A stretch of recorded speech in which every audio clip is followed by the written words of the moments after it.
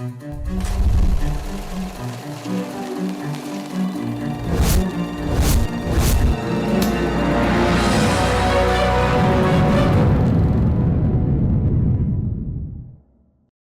முஸ்லிம்கள் அனைவரும் கூடி வக்ஃபை காப்பது கடமை.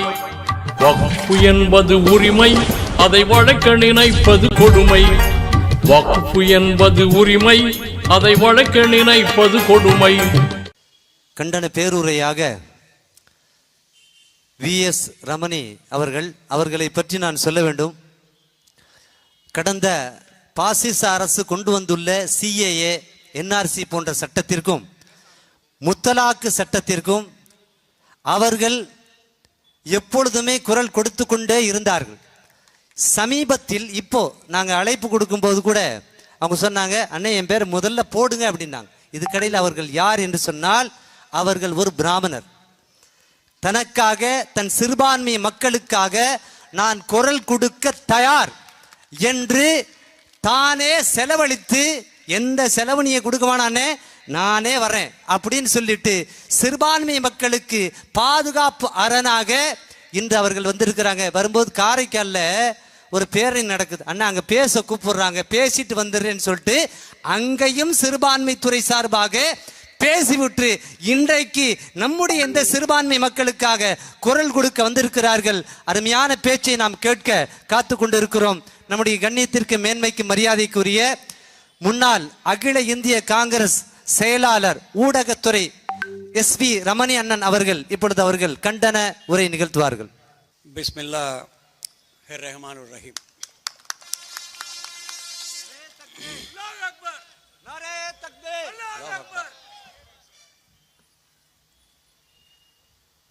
உங்கள் அனைவரின் அன்பும் பாசமும் என்னை மிகவும் நெகிழ்ச்சி அடைய செய்திருக்கிறது. அதற்கு முதற்க நன்றி.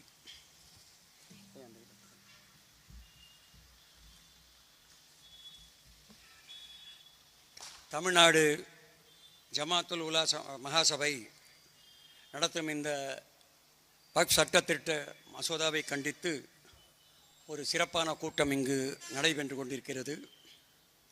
இதற்கு தலைமையேற்று திரு முகமது இஸ்லாக் பாக்வி அவர்கள் ஒரு மிக அருமையான கூட்டத்தை இங்கு கூட்டியிருக்கிறார். அவருடன் சேர்ந்து திரு அப்துல் சமத் அவர்களும், முகமது ஹமீம் ஜமாலி அவர்களும், ஷாகுல் அமீத் உலவி அவர்களும் இந்த கூட்டத்திற்கு சிறப்பு சேர்த்திருக்கிறார்கள். சிறப்பு அழைப்பாளர்களாக இதற்கு முன் பேசி சென்ற நாடாளுமன்ற உறுப்பினர் திரு செல்வராஜ் அவர்களும் சரி, கௌதமன் அவர்களும் சரி, நாகை மாலி அவர்களும் சரி, நகரமன்ற உறுப்பினர் ஈரா மாரிமுத்து அவர்களும் சரி, தங்களுடைய கருத்துக்களை மிக தெளிவாக இந்த சட்டத்திற்கு எதிராக ஏன் இந்த சட்டம் வாபஸ் பெற வேண்டும், அதை வாபஸ் பெறச் செய்வதற்கு நாம் என்ன செய்ய வேண்டும் என்பதை பற்றி மிகவும் தெளிவாக பேசி சென்றிருக்கிறார்கள்.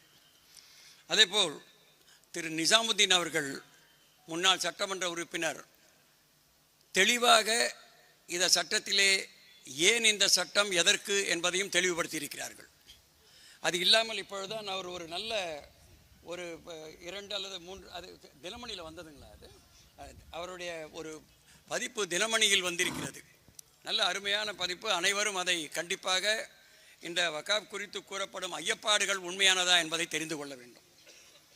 ஆகவே அது இல்லாமல் இங்கு இந்த கூட்டத்திற்கு நான் வருகிறேன் என்று சொன்னவுடனே என்னுடன் முதலில் திண்டுக்கல்லிலிருந்து என்னுடைய அருமை சகோதரர் நம்முடைய நசீர் ராஜா அவர்கள், நம்முடைய தமிழ்நாடு மைனாரிட்டி காங்கிரஸ் பிரிவின் துணைத் தலைவர், கண்டிப்பாக நான் வருகிறேன்.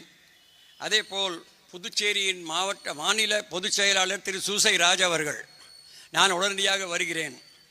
அதேபோல் திரு புல்லட் ராஜதுரை அவர்கள் எங்களுடைய தமிழ்நாடு காங்கிரஸ் கமிட்டி பிரிவின் NGO தலைவராக இருக்கிறார். இவர்களுடன் சுந்தர் புகழவர்களும் மற்றும் நவநீத கிருஷ்ணன் அவர்கள், இங்கு நம்முடைய நௌஷாத் எனக்கு அருமையான நண்பர், அவர்தான் நான் இங்கு வருவதற்கு முக்கியமான காரணம் என்று நினைக்கிறேன். அதேபோல் எங்களுடைய மாவட்ட தலைவர் திரு அமிர்த ராஜா அவர்களும் இங்கு வந்து சிறப்பித்திருக்கிறது காங்கிரஸ் பேர் இயக்கம் எந்த அளவிற்கு இந்த சமுதாயத்தின் மேல் அக்கறை கொண்டுள்ளது என்பது மட்டுமல்ல, இந்த சமுதாயம் காங்கிரசின் மேல் எவ்வளவு அக்கறை கொண்டுள்ளது என்பதற்காக ஒரு நன்றியை தெரிவிப்பதற்காக தான் நாங்கள் எல்லாம் இங்கு வந்திருக்கிறோம். இங்கு என்ன ஒரு முக்கியமான தலைப்பில் நீங்கள் பேச அழைச்சிருக்கீங்க. இது மதச்சார்பற்ற கொள்கைகள் யார் நம்புகிறாங்களோ, அதாவது சகோதரத்துவத்தை யார் நம்புகிறாங்களோ அவங்க எல்லாருடைய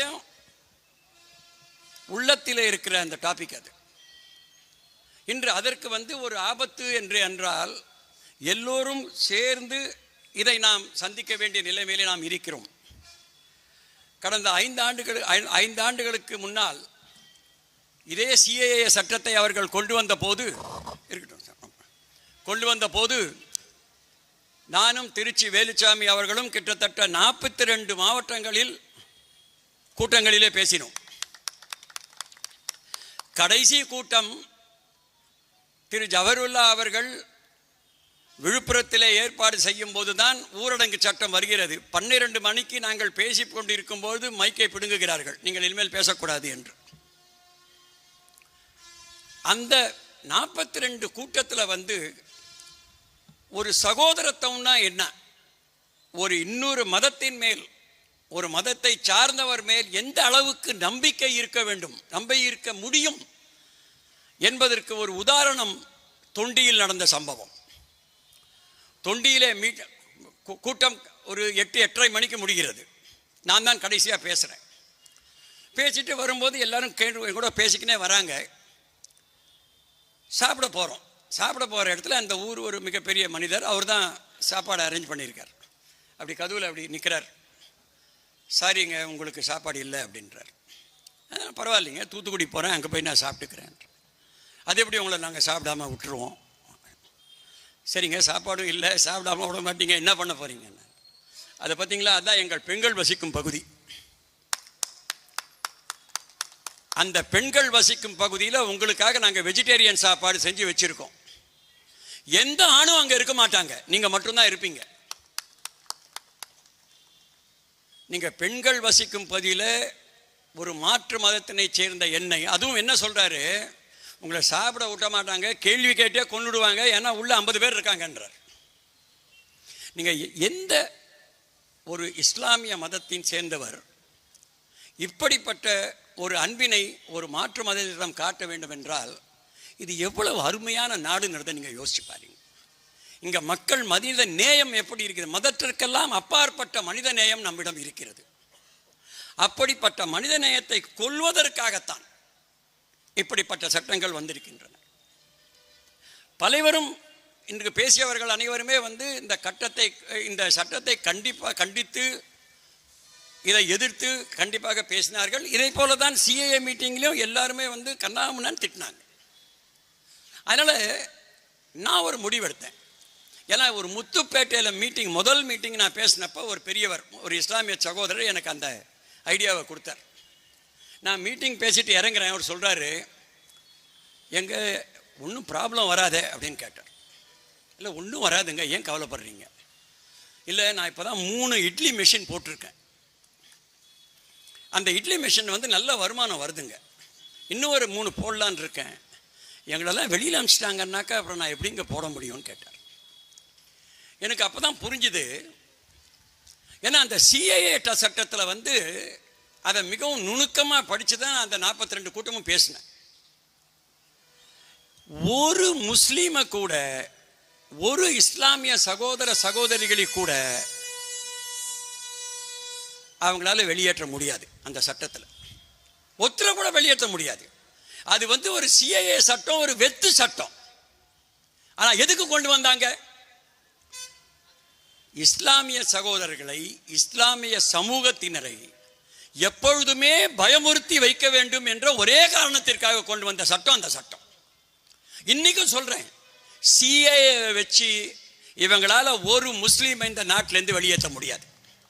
அப்படிப்பட்ட ஒரு நீர்த்து போன சட்டத்தை இவ்வளோ பெரிய சட்டமாக கொண்டு வந்ததுக்கு காரணமே என்னன்னா, உங்களை எல்லாரையும் பயமுறுத்தணும் தான். ஆனால் அதில் என்ன நினைச்சாங்க, இஸ்லாமியரை பயமுறுத்திடலான்னு நினைச்சாங்க. ஆனால் அந்த நேரத்தில் எந்த இஸ்லாமியரையும் அவங்களால பயமுறுத்த முடியல. ஆனா அந்த கூட்டத்துக்கு திரளாக இந்துக்கள் நாங்களா ஏன் வந்தோம் தெரியுங்களா? ஏன்னா இன்று இஸ்லாமியர்களுக்கு நடக்கிறது நாளை கிறிஸ்துவர்களுக்கு நடக்க போகிறது, நாளை கிறிஸ்துவர்களுக்கு நடக்க போகிறது, நாளை இந்துக்களுக்கும் நடக்க போகிறது. அந்த கூட்டத்தில் எல்லாமே நான் சொல்லுவேன். சிஏஏ மீட்டிங்ல நான் இன்று உங்களுக்கு நன்றி கூற வந்திருக்கிறேன். ஏனென்றால் இந்த பிரச்சனை நாளை எங்களுக்கு வரும்போது நீங்கள் எங்களுடன் இருப்பீர்கள் என்ற நம்பிக்கையால் நான் உங்களுக்கு நன்றி கூற வந்திருக்கிறேன் என்று கூறுகிறேன். நாசி ஹிட்லரை பத்தி பேசும்போது சொல்லுவாங்க, அவர் அதுல பாதிக்கப்பட்ட ஒருத்தர் இருக்கார். அவர் ஒரு கவிதை எழுதினார். அந்த கவிதையில என்ன எழுதினார்னா, இத ஒரு ஜெர்மன் சொல்றாரு. முதல்ல அவங்க சோஷலிஸ்டுக்காக வந்தாங்க, சோஷலிஸ்டுகளை அடக்குவதற்காக வந்தாங்க. நான் ஒன்றும் கவலைப்படலை, ஏன்னா நான் சோஷலிஸ்ட் இல்லை. அதுக்கப்புறமா அவங்க தொழிற்சங்கங்கள் இருக்காங்க, தொழிற்சங்கங்களை சார்ந்தவர்களை அடக்குவதற்கு வந்தாங்க. அப்பவும் நான் கவலைப்படலை, ஏன்னா நான் தொழிற்சங்கவாதி அல்ல. அதற்கு பிறகு அவர்கள் யூதர்களை அடக்குவதற்கு வந்தார்கள். நான் அப்பவும் கவலைப்படல, ஏன்னா நான் யூதன் இல்லை, நான் ஜெர்மன், நான் யூதன் இல்லை. அதற்கு பிறகு அவர்கள் என்னை அடக்க வந்தார்கள். ஆனால் அன்று எனக்காக பேசுவதற்கு யாருமே இல்லை, எனக்காக பேசுவதற்கு யாருமே இல்லை. இதுதான் சகோதரர்களை இந்த நாட்டிலே நடக்கப் போகிறது. இன்று இஸ்லாமிய சகோதரர்களுக்கு நடந்து கொண்டிருக்கிறது, நாளை அது கிறிஸ்துவ சகோதரர்களுக்கு நடக்கும். அதற்கு பின்னால் என்னை போல கோடானு கோடி இந்து மக்கள் RSS சித்தாந்தத்தை எடுத்துக்கொள்ளாதவர்கள் இருக்கிறார்களே, அவர்களை அடக்குவதற்கு இவர்கள் வருவார்கள். இது நடக்கப் போகிறது. வக்ஃப் சட்டம் இன்று இஸ்லாமிய மசூதிகள், இஸ்லாமிய வழிபாடு ஸ்தலங்களுக்கு மட்டும்தான் இருக்கிறது. ஆனால் இதைவிட அதிகமான சொத்துக்கள் திரு கபில் சிப்பல் அவர்கள் பாராளுமன்றத்திலே பேசும்போது அழகாக கூறினார். 8 லட்சம் 8.5 லட்சம் ஏக்கர் சொத்துக்கள் இருக்கின்ற நீங்கள் கூறுகிறீர்கள். இன்று வக்ஃபில் தமிழ்நாடு, ஆந்திரா, தெலுங்கானா இந்த 3 மாநிலங்களில் மட்டும் 12 லட்சம் சொத்துக்கள் ஹிந்து கோவில்களுக்கு இருக்கிறது. இந்த 3 மாநிலத்தில் மட்டும். அல்ல, அவங்க 8 லட்சம் சொத்து ஏதோ இந்தியாவில் பூரா இருக்கிறத பற்றி அவங்க பேசுகிறாங்க. இதே மாதிரி லட்சக்கணக்கான கோடிக்கணக்கான சொத்துக்கள் இருக்கிறது. அவர்களுக்கு எந்த மதமும் சம்மதம் தான். எதற்கு? கொள்ளையடிப்பதற்கு. இன்று இஸ்லாமிய மதம், நாளை கிறிஸ்துவ மதம், அதற்கு பிறகு கண்டிப்பாக இந்து மதத்தையும் கொள்ளையடிப்பார்கள் இவர்கள். அன்று நான் உங்களிடம் உதவி கேட்கும் போது நீங்கள் இருக்க வேண்டும். இஸ்லாமியர்கள் வந்தார்கள், நான் கவலைப்படவில்லை. ஏனென்றால் அவர்கள் இஸ்லாமியர்களை அடக்குகிறார்கள், நான் இந்து. கிறிஸ்துவர்களை அடக்குகிறார்கள், நான் கவலைப்படவில்லை, ஏன்னா நான் இந்து. நாளை என்னை அடக்க வருகிறார்கள், நான் யாரிடம் போவேன்? ஏன்னா நீங்க இல்லை, கிறிஸ்துவர் இல்லை, எல்லாம் போயிட்டீங்க. அந்த நன்றி கடனுக்கு தான் நான் கூறினேன் போன சென்ற கூட்டங்களிலே, உங்களுக்கு இஸ்லாமிய சமுதாயத்தினருக்கு இந்து மக்கள் கடமைப்பட்டிருக்கிறார்கள். ஏனென்றால் இந்த நாட்டிற்காக நீங்க சிஏஏ சட்டத்தை எடுத்து அன்று எதிர்த்து போராட்டங்கள் நடத்தினது மதத்திற்காக அல்ல, நாட்டிற்காக. இன்றும் இந்த போராட்டம் நடந்து கொண்டிருக்கிறது நாட்டிற்காக. ஏனால் இந்த நாட்டில் உள்ள மக்களை இவர்கள் ஏமாற்றப் போகிறார்கள் என்ற எண்ணம் உங்களுக்கு இருக்கிறது, அந்த நம்பிக்கை உங்களுக்கு இருக்கிறது. அதனால் தான் இன்று அதை வேறறுக்க வேண்டும் என்று இன்றே நீங்கள் இந்த போராட்டத்தில் ஈடுபட்டிருக்கிறீர்கள். இது ஒரு முக்கியமான போராட்டம். அதாவது பல பல சட்டங்கள் எப்படி என்னென்ன திருத்தங்கள் கொண்டு வந்தப்பட்டதை என்னை பற்றிலாம் பேசினார்கள். ஆனால் நான் முக்கியமாக எனக்கு ஒன்று ரொம்ப மனசில் பாதித்த சட்டம், பாதித்த திருத்தம். யார் வக்ஃப் செய்யலாம், யார் வக்ஃப் செய்யலாம்? முதலில் இருந்த சட்டம் என்ன? யார் ஒன்றா வக்ஃப் செய்யலாம். யார் வேணா. ஒரு ஹிந்து வக்கப் செய்ய முடியும், ஒரு கிறிஸ்துவர் வக்கப் செய்ய முடியும்.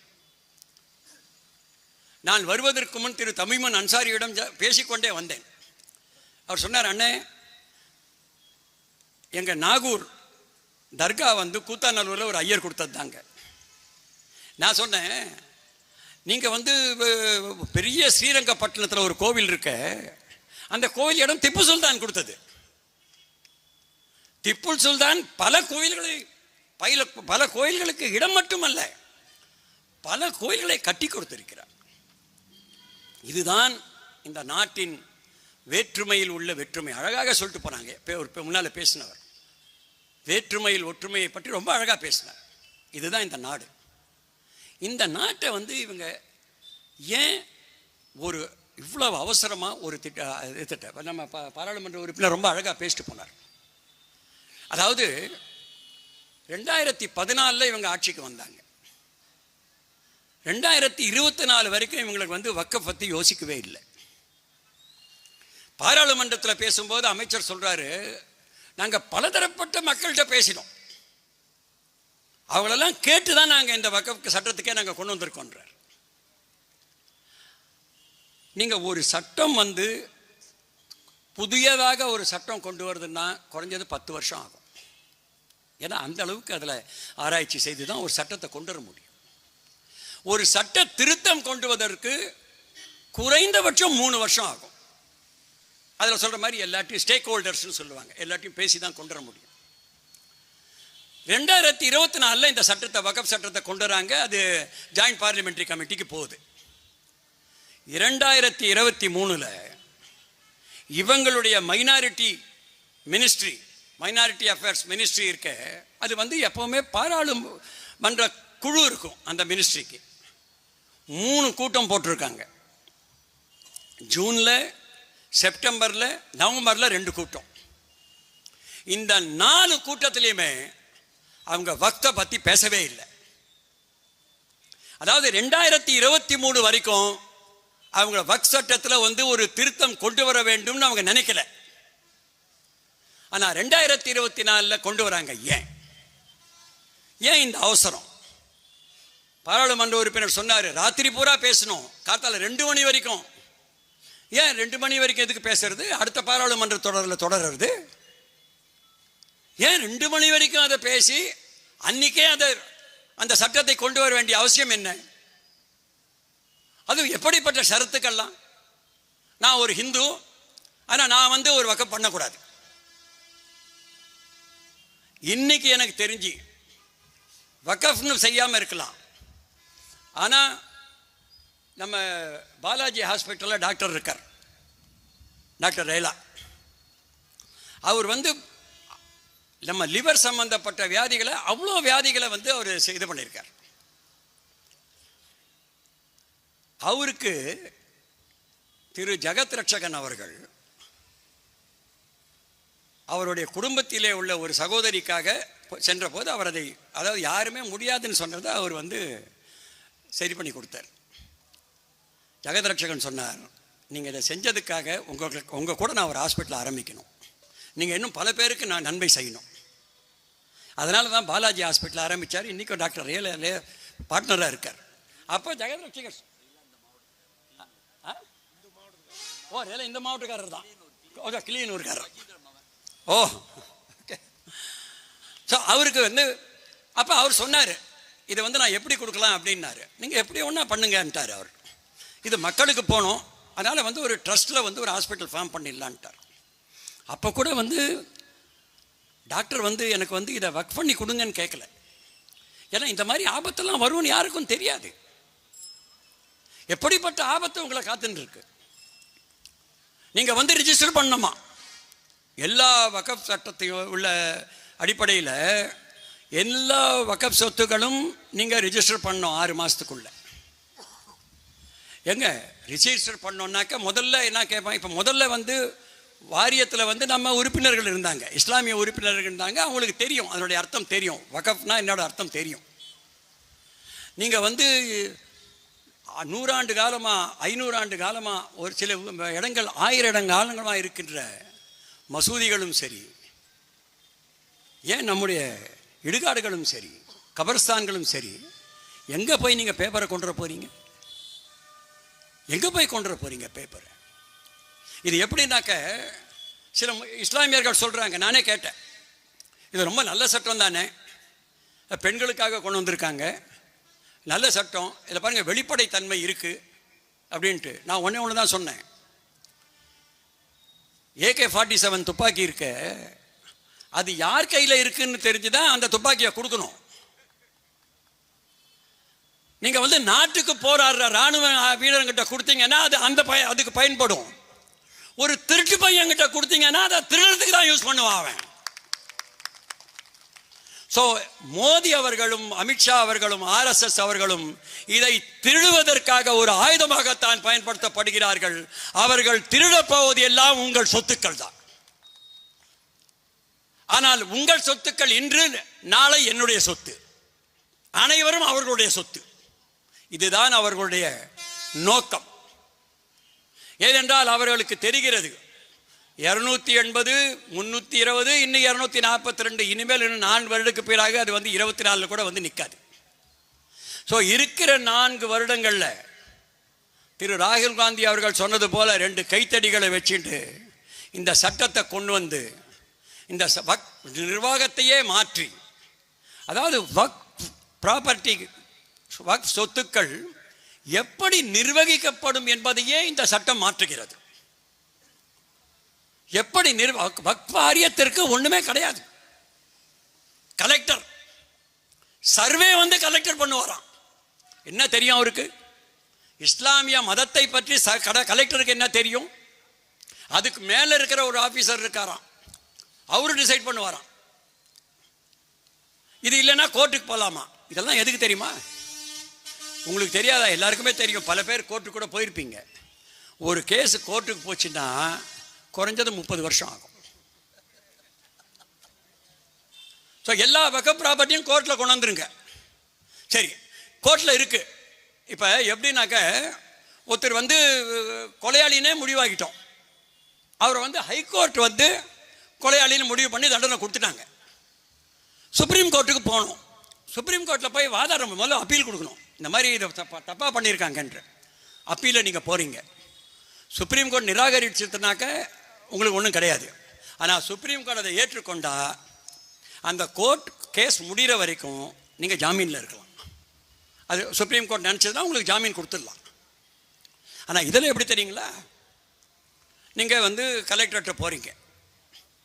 கலெக்டர் சொல்கிறார், இல்லை இது கொஞ்சம் ஏதோ சிக்கல் இருக்குது, இது வந்து அரசாங்க சொத்து, அதனால் அரசாங்க சொத்தை வக்ஃபாக நான் ஏற்றுக்கொள்ள முடியாதுன்றார். நீங்கள் சொல்கிறீங்க, சரிங்க நான் கோர்ட்டுக்கு போகிறேன். எங்கே ஒன்றா போ, கோர்ட்டில் முடிவார வரைக்கும் இது வக்ஃப் சொத்து கிடையாது. எப்படி? கோர்ட்டில் முடிவார வரைக்கும் இது வக்ஃப் சொத்து கிடையாது. 30 வருடங்களுக்கு அது வக்ஃப் சொத்து கிடையாது. 30 வருடத்துக்கு அப்புறம் கோர்ட் என்னது டிசைட் பண்ணாக்க மறுபடியும் வக்ஃப் சொத்து. ஆனால் இந்த 30 வருஷத்தில் அது எத்தனை இஸ்லாமிய சேர்ந்த கீழ் தரத்தில் உள்ள மக்களை, கீழ் மட்டத்தில் உள்ள மக்களுக்கு எவ்வளவு உதவியாக இருந்திருக்கும். அந்த வக் நிலமே கிடையாதான். நான் முடிவு பண்ணுற வரைக்கும் வக் நிலம் கிடையாது. எங்க நீங்கள் முடிவு பண்ணுங்க, நீங்கள் முடிவு பண்ணி அன்றைக்கு வந்து அது வக்கஃப் இல்லைன்னா நீங்கள் எடுத்துக்கோங்க, அது கிடையாதான். நான் முடிவு பண்ணி அது வக்கஃப்னு இருந்தாக்க நீ எடுத்துக்கோ, இல்லைன்னா நான் வச்சுட்டுருவேன். இது என்னங்க சட்டம்? இது ஒரு கொலைகாரனுக்கு கூட நீங்கள் பெயில் கொடுக்குறீங்க. ஆனால் ஒரு நிலத்தில் இருக்கிற ஒரு இதில் ப்ராப்ளம் வரும்போது நீங்கள் வந்து அது கிடையாது. இப்படி தான் ஒரு சட்டமா? நான் வக்கஃப் கொடுக்கணும், நான் ரயில்வே கிட்ட வேணாம், எனக்கு வந்து என் சகோதரர் நசீர் இருக்கார், பல நேரங்களில் உதவி பண்ணியிருக்காரு. நான் நினைக்கிறேன் அவர் குடும்பத்துக்கு வந்து ஒரு அவருக்கு நாங்கள் பேசியிருக்கோம் அதை பற்றி, அதனால சொல்கிறேன். அவர் என்ன சொல்கிறார், அண்ணா நம்ம வந்து ஒரு படிக்கிறதுக்காக ஒரு பள்ளிக்கூடம் கட்டி நம்ம வக்கஃப் கொடுக்கலாம். நண்பர் சொன்னார், நீங்கள் சொன்னீங்க, ஒரு சில பேர் கேட்டாங்க கேள்வியை, எதை வக்கஃப் செய்ய முடியும் என்று. அதுக்கு வந்து நம்ம வந்து வேறு எங்கேயும் போக வேண்டிய அவசியம் கிடையாது. அதுக்கு வந்து என்னன்னாக்க குரான்லேயே சொல்கிறார். குரான்லேயே என்ன சொல்கிறாருன்னா,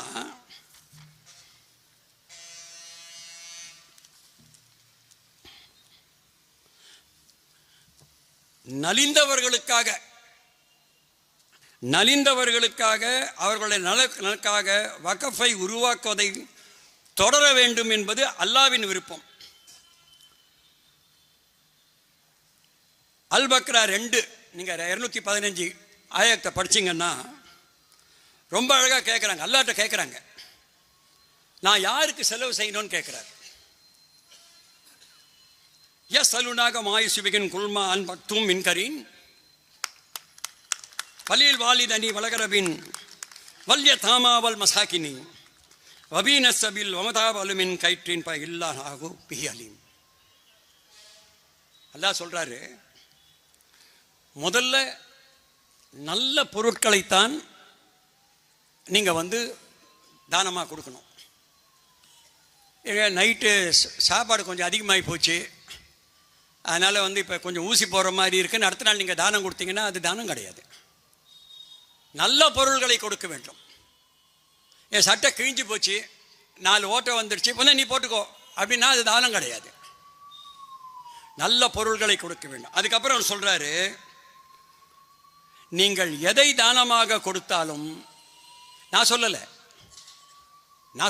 இந்த சூறால அல்லாஹ் சொல்றார், அதை தாய் தந்தையருக்கும் கொடுக்கலாம், குடும்பத்துக்கு கொடுக்கலாம், நெருங்கிய உறவினர்களுக்கும் கொடுக்கலாம், அனாதைகளுக்கும் கொடுக்கலாம். அப்ப அனாதைகளுக்குன்னு கொடுக்கும்போது அது எந்த காரணத்துக்காக நீங்க கொடுப்பீங்க? அவர்களுடைய பராமரிப்புக்காக கொடுப்பீங்க. மிஸ்மீன்களுக்கு, அதாவது ஏழைகளுக்கு கொடுக்கலாம். ஏழைகளுக்கு கொடுக்கும்போது நீங்கள் என்ன இது கொடுப்பீங்க? அவங்களுக்கு படிக்கிறதுக்கு, அவங்க மெடிக்கல் செலவுக்கு, மெடிக்கல் ஹெல்த் கேருக்கு, இதுக்கு தான் கொடுப்பீங்க. மருத்துவ வசதிகளுக்கு கொடுப்பீங்க. வழிப்போக்கர்களுக்கு, அந்த காலத்தில் மடம் கட்டி வச்சுருந்தாங்கல்ல, வழிப்போக்கர்களுக்கு. அதனால் உங்களுக்கு அதுக்காக உங்களை நீங்கள் சொன்னதுக்காக எந்த ஒரு நல்ல காரியத்திற்காகவும் நீங்கள் வக்ஃபை கொடுக்கலாம் என்று அல்லாஹ் சொல்கிறார். அதுக்கு தடை கிடையாது. நான் கொடுக்கலாம், நீங்கள் கொடுக்கலாம், யார் ஒன்றா கொடுக்கலாம். ஆனால் இன்றைக்கி இந்த கவர்மெண்ட் என்ன சொல்லுது, நீங்கள் கொடுக்கக்கூடாதுங்க, முஸ்லீம்கள் மட்டும்தான் கொடுக்கணுமா, நான் கொடுக்கக்கூடாது. சரி, நான் என்ன சொல்கிறேன், எல்லாருமே ரொம்ப கோபமாக சொன்னாங்க, அது எப்படிங்க நீங்கள் ஹிந்துவை எங்கள் வக்ஃப் போர்டில் கொண்டு வரலாம், எங்கள் சட்டத்தில் கொண்டு வரலான்றார். நான் சொல்கிறேன், நல்லது தாங்க அந்த பாயிண்ட்டு. நான் சொல்கிறேன் நல்லது தான், ஒரு மத நிலத்துக்கு நல்லது தான், அப்படி கொண்டு வரட்டும். ஆனால் நான் என்ன சொல்கிறேன், அது கூடவே இன்னொரு சட்டம் கொண்டாங்க, எல்லா ஹிந்து அறநிலையத்துறையில் இருக்கிற கோவில்லையும் ஒரு முஸ்லீமை போடலான்னு கொண்டு வாங்க. நான் ஏற்றுக்கிறேன்.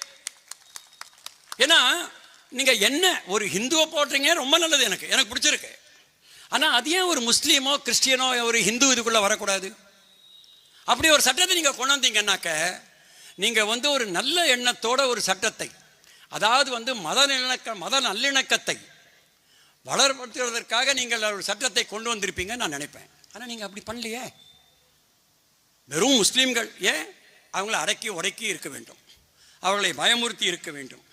இதுதான் இன்று இங்குள்ள இந்த சட்டத்தின் அடிப்படை. அதே மாதிரி 5 வருடங்கள் நான் இஸ்லாமியனா இருந்து பிராக்டிஸ் பண்ணணுமா? இது என்னங்க நியாயம்? அது சரி, இதை யார் சர்டிஃபை பண்ணுவீங்க? நான் 5 வருடமா நான் இஸ்லாமியனா இருக்கேன்னு யார் சர்டிஃபை பண்ண போறீங்க? அதுக்கு ஏதாவது வரமுறை வச்சிருக்கீங்களா? கலெக்டர் பாப்பாரா உங்களுக்கு சுன்னத்தாயிருக்கான்னு பாப்பாரா? திறந்து காமிக்கணுமா? நாங்க என்னங்க இது? 5 வருடம் இஸ்லாமியர்களா இருக்கணும். அப்ப நீ நாளைக்கு என்ன சொல்லுவ? நீ இந்து கோவில்ல நீ ஒரு மெம்பரா வரணும், ட்ரஸ்ட்ல ஒரு மெம்பரா வரணும்னா 5 வருடமா நீ குடும்பி வச்சிருக்கணும், இல்ல 5 வருடம் காயத்ரி ஜபம் பண்ணி இருக்கணும். நீ செக் பண்ண போறியா? நான் சொல்லுவேன், ஆமாயா நான் முஸ்லீம் தான். உன் பேர் என்ன? என் பேர் ராஜா, நசீர் ராஜா. 5 வருஷமா நீ இருக்கியா? ஆமா 5 வருஷமா இருக்கேன். எப்படி எனக்கு தெரியும்? நான் 5 வருஷம் இல்லைன்றது உனக்கு எப்படி தெரியும்? என்னங்க இப்படி ஒரு சட்டம் கொண்டு வர முடியலாம்? ஒரு சட்டத்தில் ஒரு முடிவே இல்லாத ஒரு சட்டம் கொண்டு வரலாமா? 2வது, இந்த நாட்டில் மட்டும்தான், வேற எந்த நாட்டிலுமே கிடையாது, இஸ்லாமியர்கள் நாட்டிலையும் கிடையாது, கிறிஸ்தவர்கள் நாட்டிலையும் கிடையாது, இந்த நாட்டில் மட்டும்தான் நான் ஒரு முஸ்லிம், ஆனால் நான் அல்லாவை நம்புவது அல்ல, நான் ஒரு ஹிந்து, ஆனால் நான் சிவனை நம்புவதில்லை, நான் கடவுளை நம்புவதில்லை என்று கூறுவதற்கான அதிகாரம் உங்களுக்கு கொடுக்கப்பட்டிருக்கிறது. அப்படிப்பட்ட ஒரு அதிகாரம், கடவுள் இல்லை என்று சொல்லக்கூடிய அதிகாரம் கொடுக்கப்பட்ட இந்த நாட்டிலே என்கிட்ட வந்து ஒரு சான்றிதழ் கேட்குறீங்களா? நீங்க நான் இந்துவா முஸ்லீமா கிறிஸ்டியனா, இது என்ன சட்டம்? இதை தான் நீங்க யோசிக்கணும். சான்றிதழ்லாம் கொடுக்க முடியாதுங்க, இது நம்ம நாடு. இந்த நாட்டில் போய் எப்படி சான்றிதழ் கொடுக்க முடியும்? அதனால இந்த 5 வருடம் இது இந்த வக்கஃப் மெம்பர் சொன்னாங்க, ரொம்ப அழகாக சொன்னாங்க. அது நேற்று தமிழ் சொல்லும்போது சொன்னார், நான் ஒரு பிரசுரம் இப்போ கூட கொடுத்துருன்னு நினைக்கிறேன், பிரசுரம் அமைச்சிருக்கேங்க. அதில் வந்து மொத்தமாகவே இவ்வளோ மெம்பர் இருக்க முடியாது. நான் சொன்னால் கொஞ்சம் கரெக்ட் பண்ணேன். என்ன கரெக்ட் பண்ணேன்னாக்க 22 பேரில் 12 பேர் வரை, அந்த வரைன்ற வார்த்தை வரணும். ஏன்னா 3 பாராளுமன்ற உறுப்பினர்கள், சகோதரர் 2ன்னு சொல்லிட்டு போனார், 3 பாராளுமன்ற உறுப்பினர்கள், 2 ராஜ்யசபா, 2 லோக்சபா, ஒரு ராஜ்யசபா. ஒருவேளை காங்கிரஸ் கவர்மெண்ட் வந்ததுன்னு வச்சுக்கோங்க, அந்த 3 பேருமே வந்து வக்கஃப்னு வந்தாலே இஸ்லாமியர்களை தான் போடுவாங்க. அண்ட் காங்கிரஸ் கவர்மெண்ட் என்னைக்கு வருதோ அன்றைக்கி கண்டிப்பாக 3 இல்லை 30க்கு மேலே இஸ்லாமியர்கள் பாராளுமன்ற உறுப்பினர்களாக இருப்பாங்க. ஆனால் இன்னைக்கு பிஜேபிக்கு ஒரு பாராளுமன்ற உறுப்பினர் கூட முஸ்லீம் கிடையாது. அப்போ நீங்கள் யாரை போடுவீங்க? காங்கிரஸும் மற்ற எங்களுடைய கட்சிகளை சேர்ந்தவர்களை தான் நீங்கள் போடணும். அதை நீங்கள் போடுவீங்களா? ஏன்னா சட்டத்தில் இடம் கிடையாது, சட்டத்தில் யாரும் ஒன்றா போடலாம். அதனால தான் சொன்னேன், AK-47 யார் கையில் இருக்குன்றது தான் முக்கியம். சரி, 2 பேர் லேடிஸ் ஒன்றுன்னு சொல்கிறீங்க, ரொம்ப நல்லது. அதில் 2 பேர் வந்து எதுக்குங்க நான் முஸ்லீம்ன்ற வார்த்தையை கொண்டு வரீங்க? எதுக்கு அந்த வார்த்தையை அங்கே கொண்டு வரீங்க?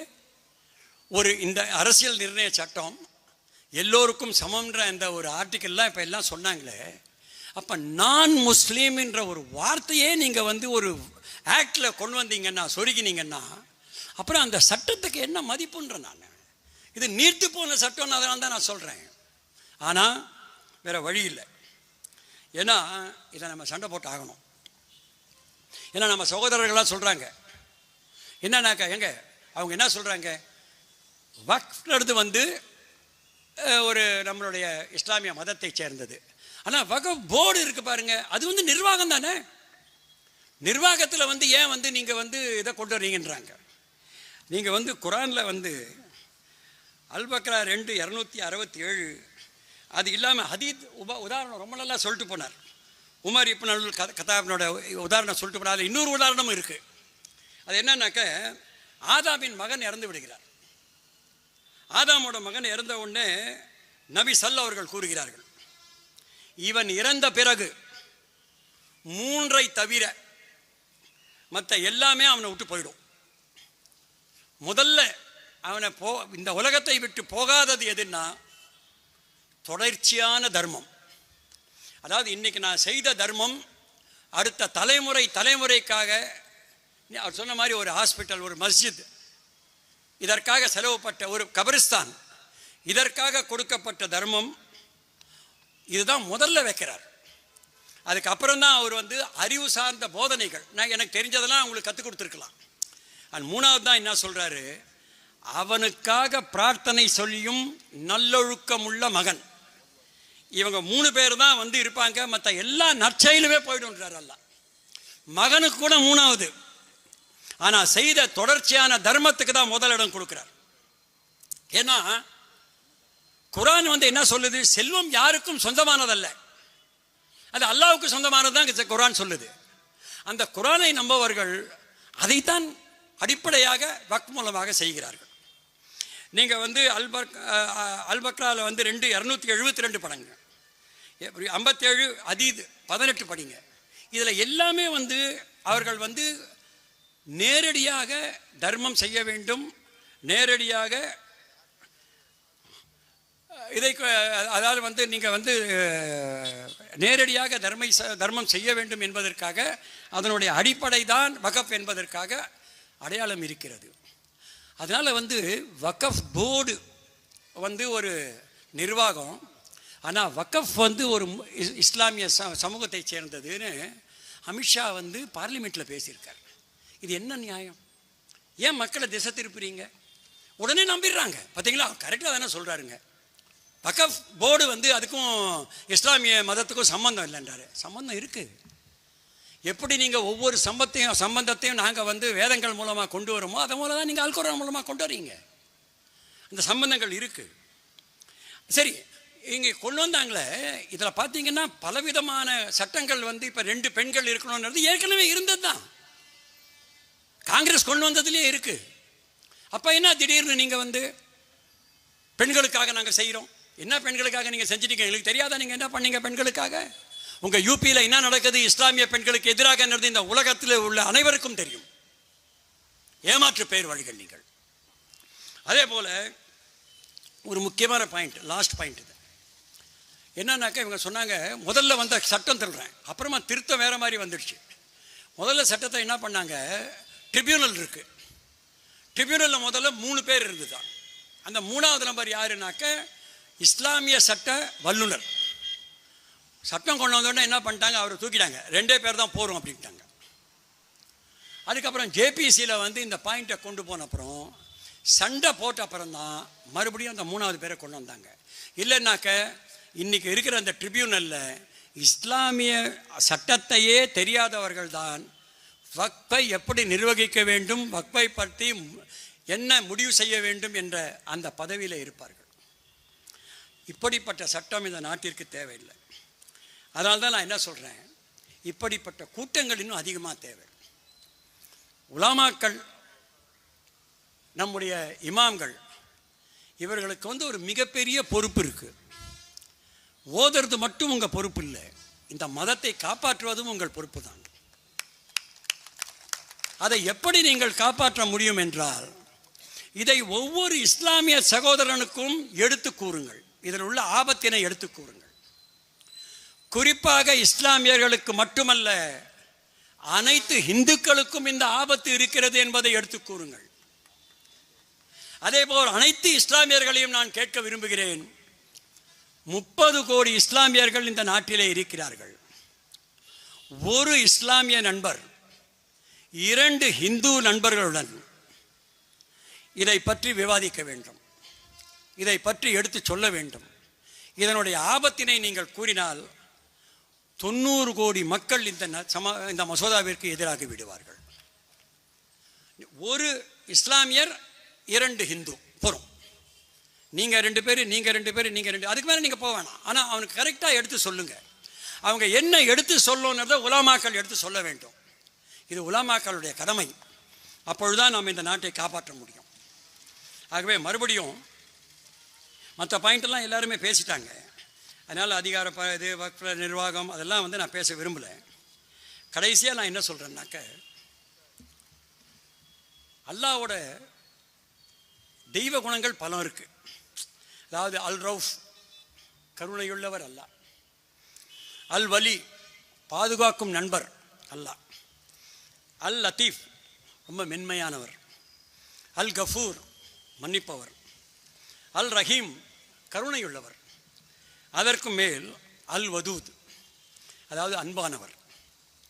அதை குர்ஆன் எப்படி சொல்லுதுன்னாக்க, அன்பு என்பது வெறும் செயல் கிடையாது. இவர் மேலே நான் காமிக்கிற அன்பு வந்து ஒரு செயல் கிடையாது.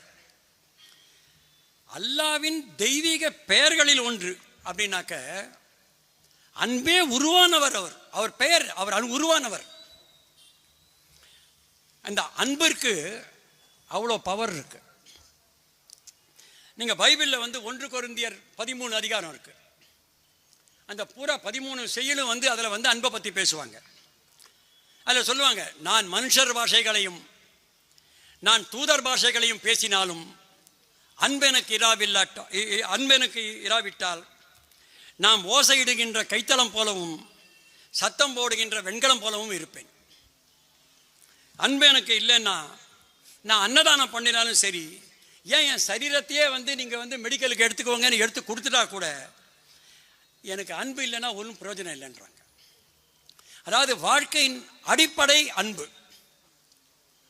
இந்த அன்பினால்தான் நாம் இந்திய மக்களை வெல்ல முடியும், வெறுப்பினால் அல்ல. சட்டம் கொண்டு வந்தவர்கள் வேறு, இந்திய மக்கள் வேறு, இந்துக்கள் வேறு. அந்த இந்துக்களின் அன்பை இந்த சட்டத்திற்காக மட்டுமல்ல, இந்த பாசிச அரசாங்கத்தை ஒழிக்க வேண்டும் என்றால் இந்த நாட்டில் மெஜாரிட்டியாக இருக்கின்ற இந்துக்கள் அவருடைய மனம் மாற வேண்டும். அந்த மாற்றத்தை நாம் அன்பினால் தான் கொண்டு வர முடியும். ஒழித்து விடுவோம், சண்டை போட்டுருவோம், ரோட்ல அடிப்போம், கலவரம் செய்வோம், இதில் மாறாது, இன்னும் அதிகமாகும். ஆகவே சகோதரர்களே, இந்துக்களுக்கும் சொல்றேன், முஸ்லீம்களுக்கும் சொல்றேன், இந்த நாடு ஒன்றா இருக்கணும்னா ரொம்ப அன்பு முக்கியம். ஏற்கனவே பல விரிசல்கள் இந்த நாட்டில் இருக்கு. 3 மிகப்பெரிய விரிசல்கள் இந்த நாட்டில் இருக்கு. நீங்க எல்லாம் யோசிக்கிறீங்களா இல்லையான்னு தெரியல. ஒன்று மொழி, ஹிந்தி, நான் ஹிந்தி. ஹிந்தி பேசுபவர்கள் 42%, பேசாதவர்கள் 58%. இவங்க 2 பேருக்குள்ள ஒரு தரார், ஒரு விரிசல் இருக்கு. 2வது பொருளாதார விரிசல். நீங்க அகமதாபாத்லேருந்து ஒரு லைன் அப்படியே வைசாகப்பட்டினம் வரைக்கும் போட்டீங்கன்னா அதுக்கு கீழே இருக்கிறவங்க பூரா ரொம்ப நல்லா இருக்காங்க, அதுக்கு மேலே இருக்கிறவங்க பூரா பிச்சைக்காரனா இருக்கான். யூபி, பீகார், ராஜஸ்தான், மத்திய பிரதேஷ், சத்தீஸ்கர், ஒரிசா, எதோ ஒன்றா எடுத்துக்கோங்க. இந்த பக்கம் நீங்கள் எடுத்துக்கோங்க, ஆந்திரா, தெலுங்கானா, தமிழ்நாடு, கேரளா, கர்நாடகா, மகாராஷ்டிரா, குஜராத். ஒரு மிகப்பெரிய பொருளாதார டிவைடிங் இருக்கு. 3வது மதம். இந்த மதம் இவர்களால் இன்று அந்த விரிசல் இன்னும் விரிவாக்கப்படுகிறது. இதை கொண்டு வந்ததற்கு முக்கியமான காரணமும் அதுதான். நம்முடைய ஒற்றுமையை குலைக்க வேண்டும் என்பதுதான். ஸோ இன்னொரு விரிசலை உருவாக்கிடாதீங்க. டீலிமிட்டேஷன் மூலமாக இன்னொரு விரிசலை உருவாக்க பார்க்குறாங்க. இந்த நாட்டு மக்கள் சொல்லாமல் போனார், ஒரு அளவுக்கு தான் தாங்குவாங்க. நான் தமிழ்நாட்டு மக்களை தென்னிந்திய மக்களை சொல்கிறேன், ஒரு அளவுக்கு தான் தாங்குவாங்க. ஒரு எல்லைக்கு மீறி அவங்கள தள்ளாதீங்கள் தான் நான் சொல்கிறேன். தயவு செய்து தள்ளாதீங்க. ஏன்னா இங்கே நாங்கள் ஒற்றுமையாக இருக்கோம். கர்நாடகாவில், ஆந்திராவில் எல்லாம் நாங்கள் ஒற்றுமையாக இருக்கோம். இங்கே உங்களால் எந்த விரிசலையும் உருவாக்க முடியல. ஆனால் ஒரு சின்ன விரிசலை பெருசாக அது பெருசாச்சுனாக்கா அப்புறம் இந்த விரிசலை சரி செய்ய முடியாது. இந்த அரசாங்கத்திற்கு நான் எச்சரிக்கை செய்கிறேன், தயவு செய்து இனிமேல் விரிசலை உருவாக்காதீர்கள். அதற்கு பிறகு கடைசியாக எப்போவுமே நான் சகோதரர்களை தான் சொல்லுவேன், எல்லாருமே நீங்கள் எப்போவுமே உங்கள் மனசில் அல் இம்ரான் 3 ஆயத்துக்கு 139 எப்போவுமே ஞாபகம் வச்சுக்கோங்க. அது தான் உங்களுக்கு என்றைக்குமே ஒரு தைரியம் கொடுக்குற அந்த 139 வசனம். வலா தஹினு வலா தஹ்ஜனு வ அன்துமுல் அக்லப்ன இன் குந்தும் முக்மினீன். நரே தக்பீர், நரே தக்பீர், நரே தக்பீர். நீங்கள் உண்மையான முக்மினாக இருந்தால், அல்லாஹ் மேல் உண்மையாக நம்பிக்கை கொண்டவர்களாக இருந்தால், நீங்கள் எல்லாருமே நம்பிக்கை வச்சிருக்கீங்க அல்லாஹ் மேல, உண்மையான முஸ்லிம்கள், நீங்கள் உயர்ந்தவர்கள், நீங்கள் தான் மேலானவர்கள். அதோட முக்கியமாக அவர் சொல்றாரு, நீங்கள் யாரை கண்டும் அச்சப்பட வேண்டாம்.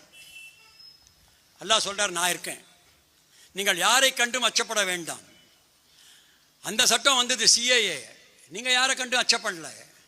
இந்த சட்டம் வந்திருக்கு, இன்னைக்கும் நீங்க யாரை கண்டும் அச்சப்பட வேண்டாம். ஏனென்றால் ஆயத்துக்கு 139 உங்களுக்கு ஒரு அரணாக நிற்கின்றது. அல்லாஹ் உங்களுக்கு அரணாக இருக்கிறார். நீங்கள் தான் வெற்றி பெற்றுவீர்கள், நீங்கள் தான் என்றும் வெற்றி பெறுவீர்கள். ஏனென்றால் இது அல்லாஹ்வின் கட்டளை. வணக்கம். மாஷா அல்லாஹ், அருமையான உரை. கண்டன கோஷம் எழுப்புவதற்காக ஹசன் அல்தாஃபி தோப்புத்தர் இமாம் அவர்கள் கண்டன கோஷத்தை எழுப்புவார்கள்.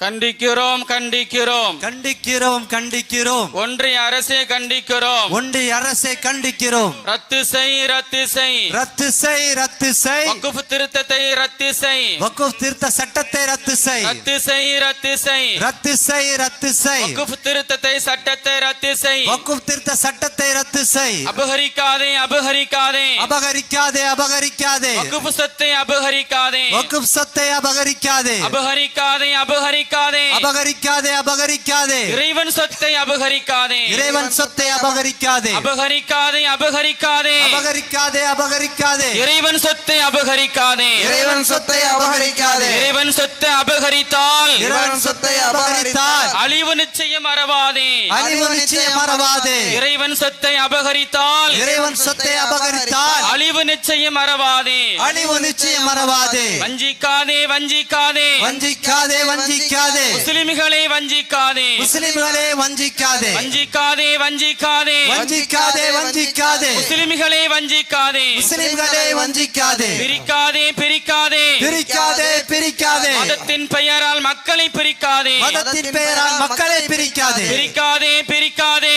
பிரிக்காதே பிரிக்காதே மதத்தின் பெயரால் மக்களை பிரிக்காதே மதத்தின் பெயரால் மக்களை பிரிக்காதே வெறுப்போம் வெறுப்போம் வெறுப்போம் வெறுப்போம் வெறுப்பு அரசியலை வெறுப்போம் வெறுப்பு அரசியலை வெறுப்போம் வெறுப்போம் வெறுப்போம் வெறுப்போம் வெறுப்போம் வெறுப்பு அரசியலை வெறுப்போம் வெறுப்பு அரசியலை வெறுப்போம் காப்பாற்று காப்பாற்று காப்பாற்று காப்பாற்று அரசியலமைப்பை சட்டத்தை காப்பாற்று அரசியலமைப்பு சட்டத்தை காப்பாற்று காப்பாற்று காப்பாற்று காப்பாற்று காப்பாற்று அரசியலமைப்பு சட்டத்தை காப்பாற்று அரசியலமைப்பு சட்டத்தை காப்பாற்று ஓங்கட்டும் ஓங்கட்டும் ஓங்கட்டும் ஓங்கட்டும் ஓங்கட்டும் ஓங்கட்டும் ஓங்கட்டும் ஓங்கட்டும் சமூக ஒற்றுமை ஓங்கட்டும் சமூக ஒற்றுமை ஓங்கட்டும் ஓங்கட்டும் ஓங்கட்டும் ஓங்கட்டும் ஓங்கட்டும் சமூக ஒற்றுமை ஓங்கட்டும் சமூக ஒற்றுமை ஓங்கட்டும் வெல்லட்டும் வெல்லட்டும் வெல்லட்டும் வெல்லட்டும் சமூக நல்லிணக்கம் வெல்லட்டும் சமூக நல்லிணக்கம் வெல்லட்டும் வெல்லட்டும் வெல்லட்டும் வெல்லட்டும் வெல்லட்டும் சமூக நல்லிணக்கம் வெல்லட்டும் சமூக நல்லிணக்கம் வெல்லட்டும் அஞ்ச மாட்டோம் அஞ்ச மாட்டோம் அஞ்ச மாட்டோம் அஞ்ச மாட்டோம் எதுவரையிலும் அஞ்ச மாட்டோம் எதுவாயிலும் அஞ்ச மாட்டோம் எதிர்ப்போம் எதிர்ப்போம் எதிர்ப்போம் எதிர்ப்போம் எதுவரை எதிர்ப்போம் இறுதி வரை எதிர்ப்போம் பணிய மாட்டோம் பணிய மாட்டோம் பணிய மாட்டோம் பணிய மாட்டோம் அடக்குமுறைக்கு பணிய மாட்டோம் அடக்குமுறைக்கு பணிய மாட்டோம் பணிய மாட்டோம் பணிய மாட்டோம் பணிய மாட்டோம் பணிய மாட்டோம் அடக்குமுறைக்கு பணிய மாட்டோம் அடக்குமுறைக்கு பணிக்க மாட்டோம் கண்டிக்கிறோம் கண்டிக்கிறோம் கண்டிக்கிறோம்